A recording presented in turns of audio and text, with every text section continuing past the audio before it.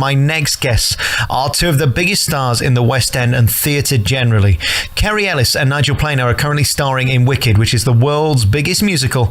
It's on right now in the West End of London. Guys, how are you? Hello. It's really nice to talk to both of you. Now, I've seen this show 5 times on Broadway with various casts, but I haven't seen it in the West End yet. Is your show any good?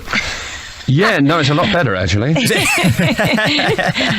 No, interestingly, each time they do a new version of the show, obviously the director comes along, puts in a few little changes, changes this bit, changes that, improvements, and as soon as we'd opened our show, we were told that the poor American cast have to adapt to all of our changes.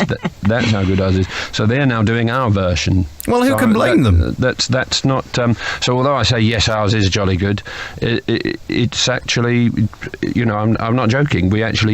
We should have claimed it, I reckon. Well, let's face it, we invented theatre, so they should follow our lead. Absolutely, and cricket and whatever else. But this is a great musical. I'll tell you why. It's monumental, and the songs are anthemic. I'm going to end with Defying Gravity, which is my favourite song from the show. And it's a song where it builds and builds and it crescendos to this huge finale in the first half. And Kerry, you really get to be a huge part of that because you're playing Elphaba, and you're really up against the best of them in this show, and you've got to kind of compete to even be heard, let alone seen. I know. Competing with all that orchestra below me and, 25 cast members, however, and all those voices coming up at you, it's quite a competition, but it's great. I mean, I'm helped with the fact that I'm quite loud and they kind of boost me with the microphone. So, and it's such a powerful, huge number. So it's great. It's and going up and flying and the magic of theatre. It's fabulous. Can I just interrupt there and say, acting is not a competition,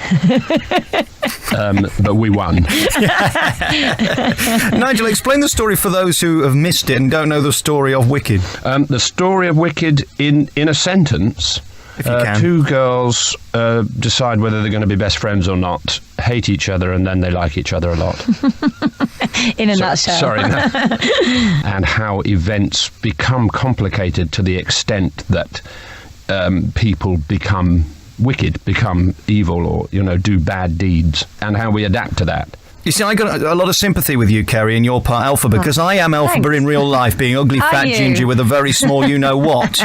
When you're born with these afflictions, you're gorgeous. That's the irony, that you're gorgeous playing the part of someone who's meant to be not pretty. It's interesting, how many letters I receive about how many people relate to Elphaba, and all shapes and sizes and different ages, and I get so many letters about how people, schools, a lot of schools. I had a brownie pack in the other day, and it was I think it's the Brown Owl was writing to me and telling me about the kids and how they all related to the show and the relationships between all the characters, and how Elphaba's slightly out on a limb, but kind of eventually gets accepted. And it's amazing how many people relate to that. I think the essence of this story, though, is a love story, which all the greatest musicals are. All the most successful shows in the world are about love. Absolutely. And finding the right partner, and that's really underlines this musical, doesn't it? It is very sexy. The Fiyero Elphaba story is very sexy because they're the last people. She's not the prince. It's not the princess and the prince get together. It's the other one who gets together with him, and it's only for one moment. I find that song, just for this moment, that there's something incredibly sexy and exciting about that they've only got one moment in time to do the whole of a lifetime's romance, isn't it? And it's very moving, I think. I'm going to slap it on the table and be honest with you with my feelings about theatre. I love the producers the most. We Will Rock You, I thought, was tremendous, and I loved you in it as well, Nigel. I thought you did a great job in that.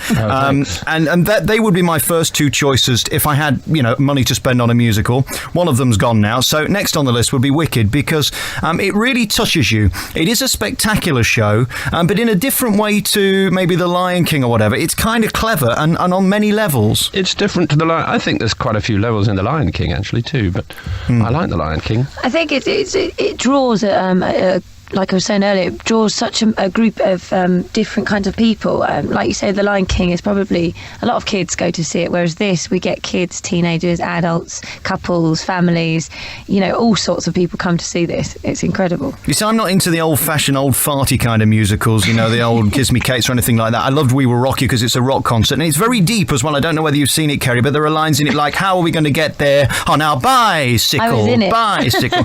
Kerry was in We Will Rock You in the original cast for 2 years. Oh, well, I probably saw you a million times. My personal friend is Maz Murray. Say hello to her the next time. Oh, right, will do. I'm trying to get a date with her. Do you think it's going to happen?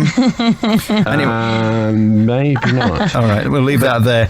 Listen, guys, it is tremendous. We're going to have to go because there's a million people wanting to talk to you. If you could sum up why people should choose your musical, because I always say it is very expensive to take time to go to London, getting there, staying there, eating there, and then paying a fortune for a ticket. This is one of the few shows I would actually say is worth it. There are a lot of crap shows out there that aren't worth it, but you get value for money. But why should we come to you instead of something else? Well, one thing somebody pointed out to me was, apart from the fact that it's very near the station, is that if you think about most of those shows, they're stories you already know.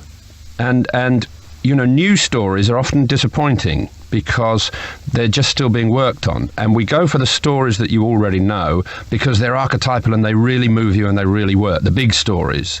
And Wicked is like one of those big stories that really moves you, really does the trick that you want out of a story, but you don't know what's going to happen next because it's a new story. And that makes it quite exciting. You've been doing interviews now all day long about this musical. Have any of the moronic radio presenters you've actually spoke to actually seen the show? Well, let's think. Yes, no, they have, actually. Oh, really? Just tell me I'm the best. Basically, that's what I'm getting to. Oh, I see. Yeah, no, you're definitely the best. I think so.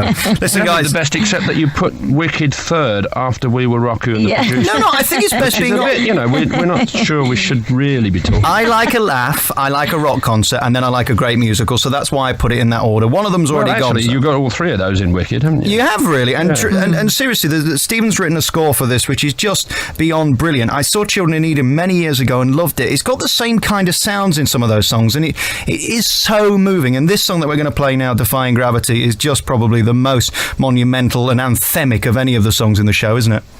Yeah, absolutely. It's exhilarating, I think, but it still excites me, and we've been doing it 7 months. Well, congratulations on the show. Kerry, you're unbelievable in it. So I hear I'm trying to get a free ticket. They won't even give me one. They say I've got to pay, and I've never done that in my entire career, so I might have to do that. Nigel, thanks for coming on the programme, and good luck with Wicked, which is on in London. Thank you very much.